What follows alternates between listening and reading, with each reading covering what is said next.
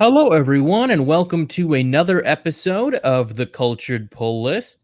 In this episode, we will be covering the graphic novel, The New Mutants Demon Bear. So, without further ado, let's get into it.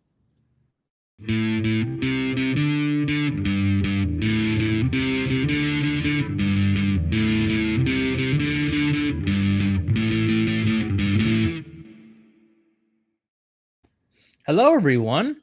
Welcome to the Cultured Pull List, part of the Cultured Nerd Podcast Network. We've been, or I guess I've been a little erratic with our uploads lately, but we're back to Fridays. Friday 5:30 Pacific, 8:30 Eastern. So, yeah, but we're covering the New Mutants this week, and I think this is our first, like, it's not really X-Men, but our first like mutant story. I think we've Yeah, done on the yeah, show. sounds right. But yeah, the Demon Bear, this was actually the inspiration for the 2020 New Mutants movie. Mhm. We'll talk about for a couple minutes later on. But before we do that, let's get into the actual book here. Now, the publication history on this is kind of weird. Not like the publication of the comics, but of this graphic novel. Like, there is a huge, like, New Mutants the Demon Bear saga, which is like a big omnibus. I'm not sure exactly what's in it, but it's huge. This is the smaller version, printed in 2018, but it collects the original Demon Bear story, which was in the New Mutants 18 through 20 in 1983, and then a couple other like kind of spin-off sequels that include a version of the Demon Bear. We'll get into that more later, but those were printed in the 90s and then the 2008 like X-Force series. So yeah, it's kind of all over the place. But the writers for the New Mutants Demon Bear are Chris Claremont and John Francis Moore, Craig Kyle, and Christopher Yost. The artists are Bill Sankwitz, Jim Chung, and Mike Choi. The inkers are Bill Sankwitz, Mark Morales, and Mike Choi. The colorists are Glynis Wayne, Marie Davis, and Sonia Obak. And the letterers are Tom Orzechowski, Chris Eliopoulos, and VC's Corey Petit, and like I said, or Pettit, whatever. And it's like I said, these comics were between 1983 and 2008, and there are like other like excerpts from other issues that were kind of copied and pasted into this book that kind of go along with the Demon Bear storylines, but it doesn't really they don't really the rest of the issues, like, it wasn't worth publishing the whole other issues in the book, so they just printed excerpts. But here's the all the writers and artists, people who worked on those. Okay, so there's a bit of a prologue here, just some excerpts from the first and the third issues of the New Mutants from 1983, and they just kind of lead into the Demon Bear storyline. But the opening is introducing us to Danny Moonstar, also known as Mirage in some of the comics, but she becomes the leader of the New Mutants team.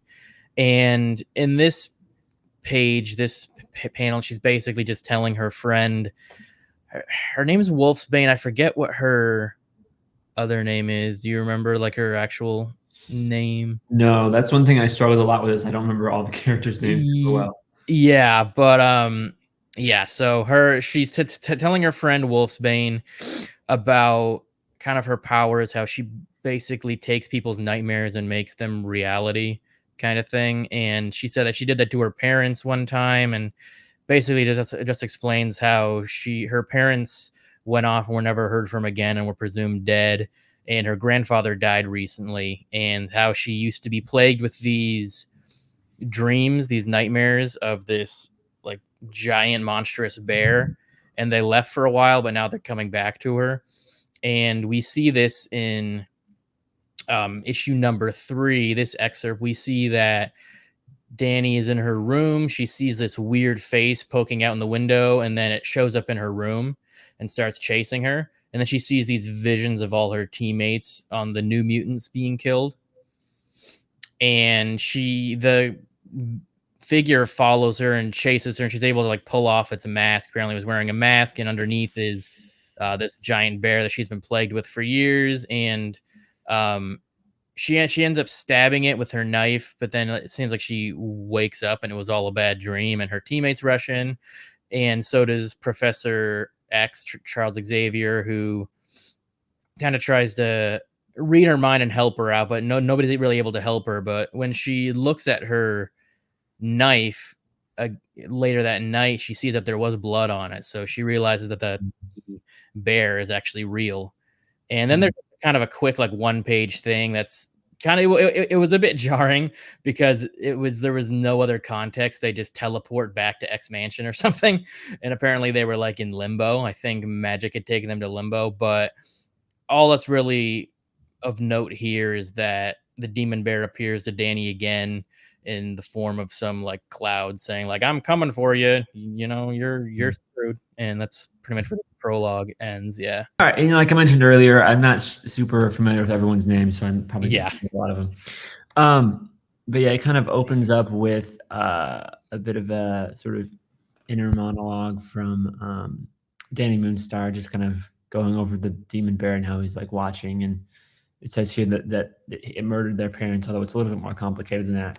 And then we seemingly jump to the future, I think, and I think this character is an older version of Wolf's. Oh, yeah, that was kinda confusing. Yeah, it Okay. seems like, yeah, somehow she comes back in time and stuff. Yeah, it's kinda confusing.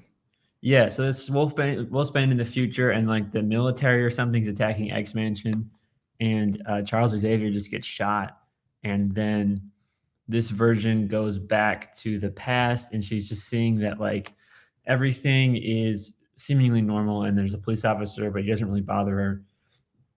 And then we cut to the oh, what's that place called? It's like it's not the war room, it's like um, The danger room, danger room. danger room. That's right. That's right. They're in the danger room. Cannonball, Magma, and Sunspot are in the danger room. Test just just battling stuff, training, and kind of goes over their powers. So Cannonball can like turn into a cannonball. Literally, their names are very literal. Magma Yeah. can like, turn to lava and melt stuff, and then Sunspot, kind of like there's other characters that have similar powers. They sort of like turn into like this black hole kind of thing. Yeah, he's kinda like the Human Torch, but a little Yes. more like, I don't know, there just seems to be a little more to it. Yes, yeah, it's sort of like a I think energy. he burns hotter, like, just at his normal power rate, whereas the Human Okay. Torch can, like, ramp up, I guess. Mhm. And then we cut to, Danny Moonstar and Magic. They're hanging out in, like, the control room talking about how their powers are less physical and more mental, so they're not their training looks different. And then, Danny sees an image of the demon bear. And then the older version of oh, shit, what was her name again? Oh, Wolfsbane, yeah, Oh, yeah. her name is Rain. Rain. Okay, yeah. Knocks on the door, and then she's sort of alarmed to see that her teammates look the same now as they did in the future. I don't Mhm. think that comes up again in this story, but that's something important for a different story, I guess. And then there's this weird interlude about Yeah. something going on in space. That was, yeah, I Um, feel like that just, like, probably gets picked up in, like, issue 25 or something, yeah, well beyond our story. I don't even really know what it is. So I'm probably just gonna like skip over it. So then we go back to Yeah. it's weird because like on the same page, it's like switches back to the story Oh, we're yeah. talking about, where so Danny goes out into the snow with a bow and arrow, hoping to confront the demon bear once and for all. Actually, no, she doesn't. She's practicing for it in the danger room, and she seemingly defeats it with her arrow. And then Magic is talking to her about that, and she's sort of concerned, but doesn't really press any further on the subject. And then that night, there's during a snowstorm, she actually goes out and does it, but she gets wounded pretty badly, and she is unconscious, and she breaks her back, and um, yeah. So then, shit, Wolfsbane Yeah. notices some kind of she gets like some sort of telepathy thing that Danny's in danger, and then the New Mutants go out and look for her, and they see that yeah, she's not doing very well. So then we cut to Mid County Medical Center, um, they're taking her in to operate, and like I mentioned, it doesn't look good. The New Mutants are in the waiting room, and there's a police officer named Tom Corsi, and he's talking about how like it doesn't look good, and there's not normally bears in the area, so that's a little bit strange to him. Although we know it's obviously not a regular bear. And then yeah, they're just talking more about it, and one thing that kind of bothered me a little bit is that some of these characters have really thick accents. It's kind of Yeah. hard. It's like if I'm right, Sam has a like a southern accent. yeah, and then Rain Wolf, has a Scottish. yeah, very Scottish, yeah. Yeah. At least it was easier to understand than the Scottish accent in V for Vendetta. Yeah, That yeah, at yeah, least for me was like incomprehensible. This I knew what they were saying, but yeah, it was kind of yeah, written weird. exactly. So yeah, we just kind of they're upset about their teammate, and then there's the whole space thing again. This guy looks kind of cool, but I don't know what's going on. Oh Then we're back. yeah, it isn't like binary. Yeah, there's like this other X-Men storyline going on Mhm. like in space because like that's Carol Danvers with like the star Okay, head thing. That's when yeah. she was binary because for a while she was like hanging out with the X-Men after Rogue took her powers and she got like Mm. her binary powers and it was kind of weird. But yeah, I have no idea what's going on. Yeah. So we're back, and they're talking about just kind of ways to help their friend, and they're plotting to stop the bear. And Wolfsbane's sort of looking around because I think that Danny had mentioned earlier that she knows a way to defeat the bear, but obviously she's the only person who knows about it. And she's unconscious, and the cop almost shoots Wolfsbane, but she's able to turn back just in the last minute. And then the police officer and one of the nurses does get abducted by the bear, and the New Mutants they kind of get again they get sort of like a telepathic ping that something's happening, so they go look for him, and then they do run into the bear. And at this point, this is, I mean, in the movie, Magic already kind of had this, but this, she's now just not Mhm, discovering her magical armor that can appear mhm. at will, but she doesn't know that yet. Right. They get confronted by the bear, and they fight the bear for a little bit, and she does realize that her magic sword does hurt the bear, but doesn't kill it just yet. So they have a conflict with the bear. More armor stuff shows up, and the important thing about this battle is that the power to the hospital does go out, and then the bear teleports them away, and he gets like to like an alternate version of like pre colonial America, so it's just like wilderness basically. Mhm. And in his like inside of his shadow, he's basically just a giant shadow, but inside of that the void, you can kind of see the operating room, and then the police officer, and also the nurse. So yeah, they're there, and in this sort of alternate reality, the bear turns the cop and nurse into weird like demon creatures, and they battle it. And I've mentioned this before, but like I'm very bad at recounting battles. So I'm just gonna zoom through this part pretty quickly. It kind of Yeah. flashes back between the battle and operating room, but neither it's not looking good in particularly either area. Um, Sunspot gets like teleported to like this shadow area, even though the rest of the world seemingly isn't shadow, but he's powered by light, so he kind of gets apprehended temporarily. Magic is able to, yeah, she damages the bear once again, and then she hits the cop demon with the sword and turns him back. But one of the weird things is, and this part didn't necessarily age well, but now Yeah. after they're I was reverted, thinking this. they're like now permanently not African, Native American for Mhm. some weird reason. I don't know why, but that's just And it they're like, is now. "Dear God, they're gonna be stuck this way forever." Right. Yeah. Right. Yeah, and so Magic now she has her whole body covered in armor because for some reason Sunspot attacks her and Oh yeah, so because the demon bear turned magma into one of his puppets oh, and okay. um Magic used her sword to Mm, like she stabbed her with a sword to free her, but Sunspot didn't know like she Okay. was doing that, and none of them trusted magic because she was basically raised in hell. Hmm. And so they think there's like some demonic, like mostly Sam, Cannonball, and Wolfsbane think there's something, like demonic about her, so they don't really trust her. So, he thought that she had just like turned on them and started killing Hmm. Magma, I guess. Yeah, and so they battle for a bit, but then at that moment, her whole body becomes armor, and then the whole world becomes like shadowy. I'm not really sure what's happening here. Like the operating room kind of comes out of the bear, and he starts like hitting it. So he's probably like affecting um, Danny in some way, although it's not entirely clear. And they keep battling, and then she kind of uses her magic sword to like cut the demon bear in half, as we can see right here, and that seemingly kills the bear for now. And at this moment, we realize that Danny's parents were actually inside the bear, and that's the reason why the bear kept following her, because they were trying to get through to Danny, although it didn't work. Um, I don't know. I might have missed it, but I'm not entirely sure who or what turned them into the bear. Is that They were kind of vague. It seems like some like other dimensional evil, and that's like Hmm, it took them to their dimension, but somehow it like corrupted her parents and like turned them into the bear, kind of, okay? I guess. Okay.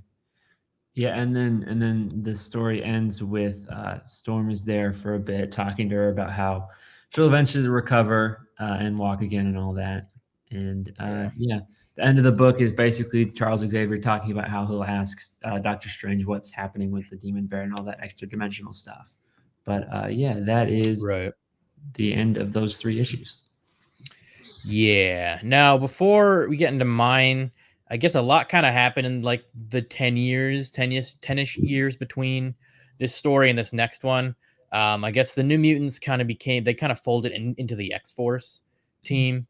Danny's still, I guess Danny's the leader. They're in San Francisco now, which reminds me of the Titans, Yeah. at least in the show. But they're in San Francisco now. They're a little older, and there's this thing that happened where Danny got mixed up with this girl named Arcadia. Like it was part of some X Force mission, and Arcadia has reality warping powers, and somehow she warped reality and changed Danny's powers and like entangled their powers. So now Mhm. Danny has like cosmic level reality warping powers.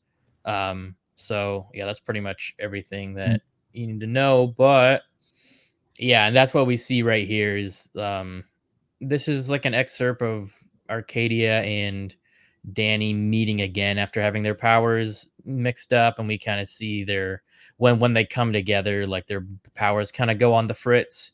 Mhm. And Arcadia explains to Danny that since they met the first time, Arcadia's been having dreams about a demon bear.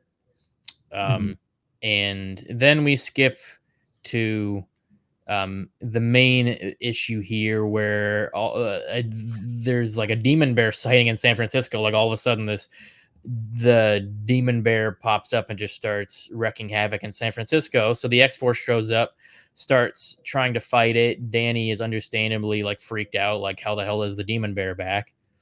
Mhm.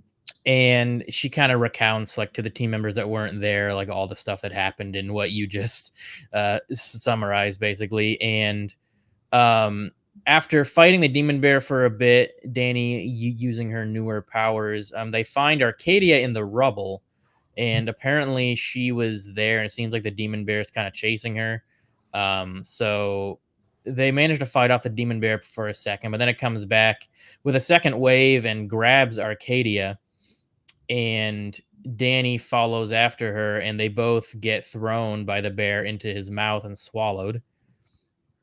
And inside the demon bear is basically like a cavern. It's not, what you would expect a stomach. And Danny explains to Arcadia that the demon bear is like basically like a evil other dimensional force. It's not an animal really. So they got transported to like whatever weird place they're at, and they find this little doll, which is apparently Arcadia's from when she was a kid, but Danny knows that too because apparently not only are their powers mixed, but their memories are entangled as well. So Danny knows kind of what some of what Arcadia knows and vice versa. And it turns out that this doll was, yeah, Arcadia's when she was a kid, and they talk about like her imaginary friend. And then Danny's Pegasus with a mohawk, Brightwind, shows up. Apparently, she picked this up on Asgard, but it ends up running away from her, seemingly not recognizing her.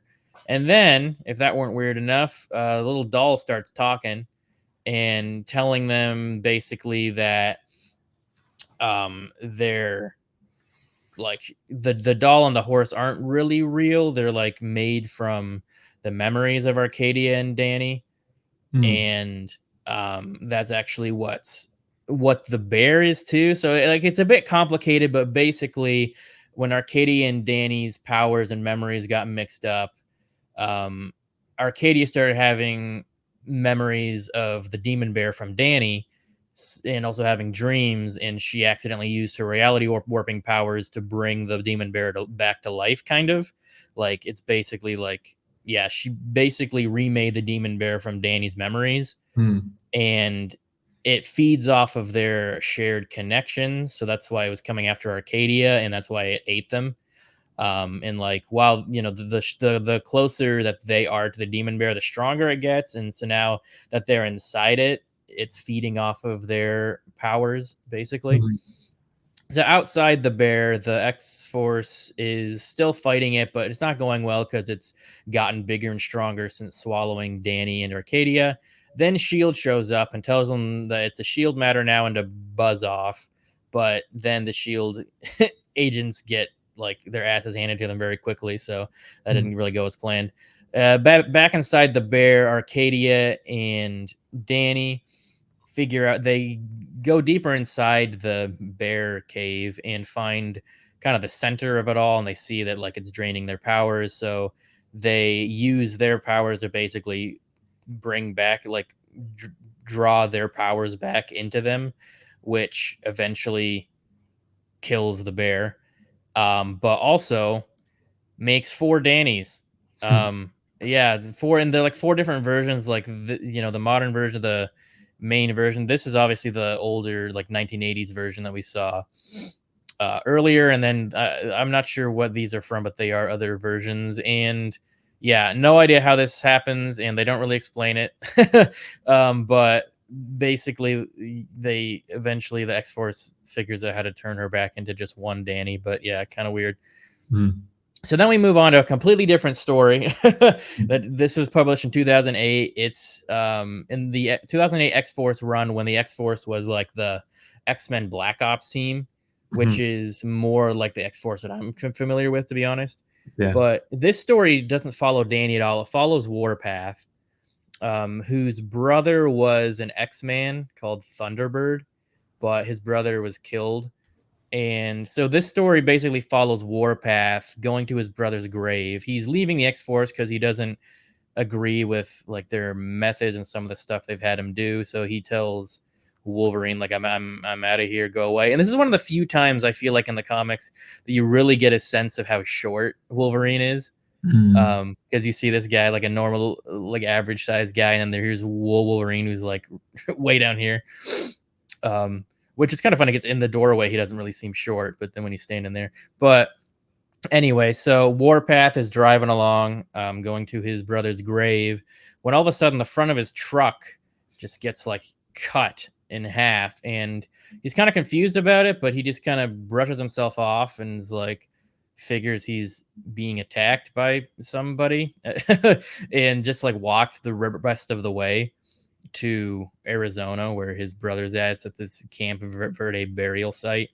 And there he sees the giant demon bear, and he doesn't seem very interested in what it is. He just like, it's something trying to kill me. I'm going to kill it. So he starts attacking it, but he soon realizes that it's pretty much immaterial and he can't actually attack it. He just goes right through it. But the bear can attack him and starts smacking him around. And we see that about 100 miles away, Johnny Blaze is just riding around, and he somehow hears the demon bear's roar. and turns into Ghost Rider and goes to investigate. So back to Warpath getting his butt kicked, and we see that there's this weird like thing sticking in the demon bear's neck, but we're not sure what it is yet. But right as Warpath's gonna be put down for good, Ghost Rider shows up and scares the bear off, fights the bear off, while Warpath passes out. When he wakes up, Ghost Rider's bandaged his wounds, and Ghost Rider kind of explains that Warpath's ancestors were able fought a lot of these like demon other dimensional like spiritual creatures back in the day, and he has the power to fight them as well. He just needs to like unlock his inherent ancestral abilities. So Ghost Rider helps him do that, and now he has like this like spiritual war paint basically on. So now he's actually able to fight the bear. So when the bear returns, both Ghost Rider and Warpath are able to fight it. But as they're fighting, Ghost Rider senses that the demon bear is in pain, and he soon figures out that that little weird knob sticking out of the demon bear is actually this um, knife imbued with dark magic.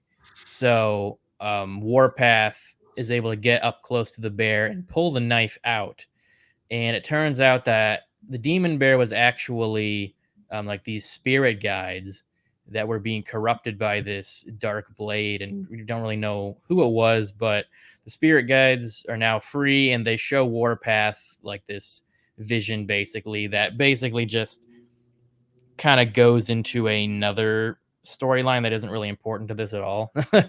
But yeah, that is the end.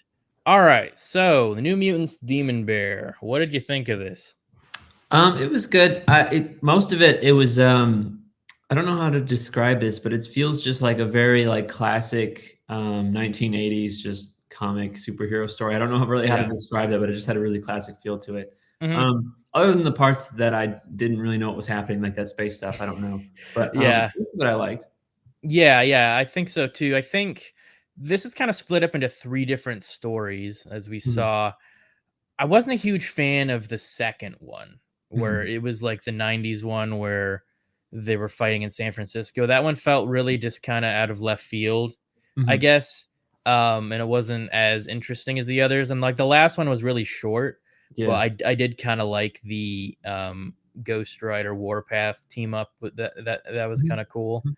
But yeah, like the main story is really the first one from the 80s. That's like the one I think most people, because the other two aren't really that connected. I was honestly surprised by that. I was expecting the other stories to be more sequels than just like Mm, vague spin-offs, kind of yeah. thing. Like it wasn't even the same demon bear Mhm. really in any of them. But like the original one, I think was probably the best. Yeah.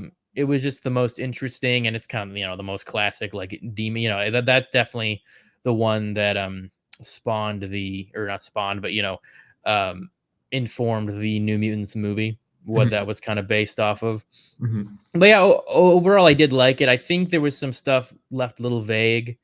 I think like what the demon bear even is was kind of vague, and it's never really, as Right. far as I know, it's not really elaborated on. Maybe it is, and it wasn't in this book. Like maybe it's in that bigger collection. But Mhm. I think the New Mutants, all the characters are pretty interesting. Yeah. I was kind of bummed that Magic wasn't in the other two stories like at all because I think Mm. she's probably the coolest in Yeah. my opinion. But I like that she had such a huge role to play in the first story, and like she was the one that, she almost single handedly defeated it. Like when Right. she, started using her soul sword. So I thought that was pretty cool. Mhm. But yeah, so let's talk about the movie Yeah. for a couple minutes. We actually recorded a video on it, like a couple years ago when this Mm. came out, and I Yeah. never actually edited it or uploaded it. I No. don't think. But I remember us enjoying it. Like it's Yeah. actually a pretty solid movie to be honest. Mhm. Definitely better than some of the X-Men movies. Yeah. But I feel like this movie was kind of doomed to fail, like Mhm. from the get-go. It was just like they reshot and cut out significant portions of it, and they kept changing like the ending and stuff. It Yeah. it, it kind of got caught in like, you know, development hell and like editing bay hell, you know. Right. And it kept getting delayed because of COVID, and then well, not just because of COVID. Actually, it was delayed before that, and then it got delayed during COVID, and then they were just like screw it and put it out during COVID, pretty Mhm. much. Um, and yeah, so that was kind of a bummer. And I feel like when it finally dropped, it didn't even come out in theaters, did it? It was only online. I think Yeah, it was only on streaming. I don't remember even what streaming service it was on, but yeah, it was just direct to streaming. Yeah. So and then I don't think it was on a streaming. I think it just like got put out to rent. Okay, on VOD. Yeah, right, exactly. And yeah, so I feel like nobody really saw it and nobody really talked about it. And but it Mhm. wasn't like bad. It wasn't one of those No, movies where it it's like, wasn't oh, bad. you know, like I think they did a really good job just um capturing the whole like Danny's powers where she's able to pull Mhm. nightmares Yeah. from people and make them reality. Like each character had like a nightmare that she pulled out. Like there was like the smiley men, which I thought were Yeah. really cool looking. Mhm. And yeah, Sunspot had a nightmare too of like his, I think it was like his first girlfriend or something. He accidentally like burned her up or Right, something. right. Yeah, it was very like it was very interesting, very like horror esque. Yes. All the actors did a great job. All the characters Yeah. were really interesting. I think the Demon Bear, like they did a really good job like with that. Mhm. It looked super cool. Mhm. And I think Magic was really cool in it too. Like I really liked that she had her sword and her armor and everything. Right. Yeah, but yeah, kind of a bummer this movie didn't get more recognition or anything. And Yeah, for sure. like it had some really cool scenes. I feel like the only thing I wish they had kind of more committed to either like the horror vibe or like the Mm. X-Men like Sure. comic-y vibe. I feel like they were kind of towing the Yeah. line a bit. And I think a lot of that was in editing because Mm. I think the director wanted it to be more of a horror, just a straight up horror movie with mutants kind of thing. And Yeah. I think that would have been really cool, and it probably would Yeah. have, it might have been like more notable if that had been the case. But Mhm. then there was also but like by the end of the movie, it almost feels like a pilot to like an Mm. X-Men series or like a New Mutants series, Yeah. which I mean, I totally would want to watch that series, but it doesn't go anywhere. So it's like, oh, okay, this is kind of pointless. Right. But and apparently that like Mr. Sinister was supposed to be like in an end credit tag, and they cut that out. Mhm. So it's Mhm. like, do you want this to be an X-Men spinoff or do you not? Like, just Right. make it like a little horror movie or make it, you know, an X-Men thing, but they didn't. So that was Right. kind of a bummer. And that I think has a lot, you know, the whatever was going on with executives and stuff. Right. Right. But yeah, that's the New Mutants Demon Bear. I've been wanting to read this ever since the movie came out, and I never got around to it. Mhm. So glad I Yeah. did. Yeah. But yeah, did you have anything more to say before we?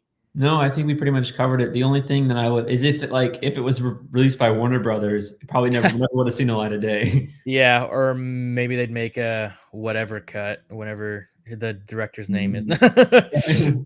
Yeah. So, yeah. What's to wrap things up? What's your cultured pick this week? This week, my cultured pick is Titans Beast World #1. And this is the beginning of like because currently the Titans are like the main superhero team in the Right. DCU, and this is like their first big event. And so it kind of starts out. There's like a Starro like it's not Starro, but there's a Starro like creature in space powered to attack Earth, and Beast Boy kind of transforms into a Starro like creature to like defend it off. But like as he's defeating it, like he dies. He's not permanently died, but he could dies, and then like his spores like infect the earth. So like the Mm. whole world is like zombie animals now. So that's like the whole Oh. event, Beast World. So yeah, I Okay. really Yeah. I like was it. cool. Yeah, like I'm not a big fan of the current Titans run, but I really like this Mm. first issue of this story. Yeah, I was kind of wondering what um it was gonna be. Like I saw, you know, the ads for it the last few Mhm. years, or not a few years, the last few months Yeah. in the comics, and yeah, so that's interesting. I did actually pick it up, I just haven't read it yet. Hmm. Um, but by the way, Josh Boone is the director of New Mutants. I felt like That's I wanted cool. to look that Yeah, up. Yeah. That's right. Yeah. Yeah, he did The Fault in Our Stars and a few other Mhm. I think he m directed the latest adaptation of The Stand as well. oh, okay, like the show? Yeah, the one for The ABC. series? Right, okay. Yeah. Alright, so my cultured pick this week is actually, 2 books. Is the first 2 issues of the Mm. Justice League versus Godzilla versus Kong. Yeah. And what's really interesting about this is that it's standalone. I wasn't sure if it was going to be in like the main DC, like current DC universe, or if it was going to be like kind of a one shot universe. And Mhm. it's definitely like in a standalone universe. Okay. Um, which I kind of feel like it would have been maybe more interesting if they did this in like the current DC universe. But I Mhm. totally get why they didn't, because it'd be kind of hard to be like doing. Oftentimes when there's crossovers, they Yeah. usually do them in like self-contained universes, but it's Mhm. pretty interesting so far. Like basically the Legion of Doom uses the Dream Stone to like, they're very vague about their wording, I guess, and they bring in like all of the monsterverse. They basically combine the legendary monsterverse with the DC universe, and so like Godzilla shows up in Metropolis, and Mm. um actually, we haven't seen Kong yet, but some other monsters, which I'm pretty sure they were in Godzilla King of the Monsters, but they're Mm. also in the new Monarch show on Okay. Apple TV Plus. I'm pretty sure those a couple of the monsters from this are in that series as well. But the second issue is probably the most notable for Mhm. me, because that's when there's like an actual fight between Godzilla and Superman, which Ah. feels like you like fan fiction brought to life, kind of, Yeah.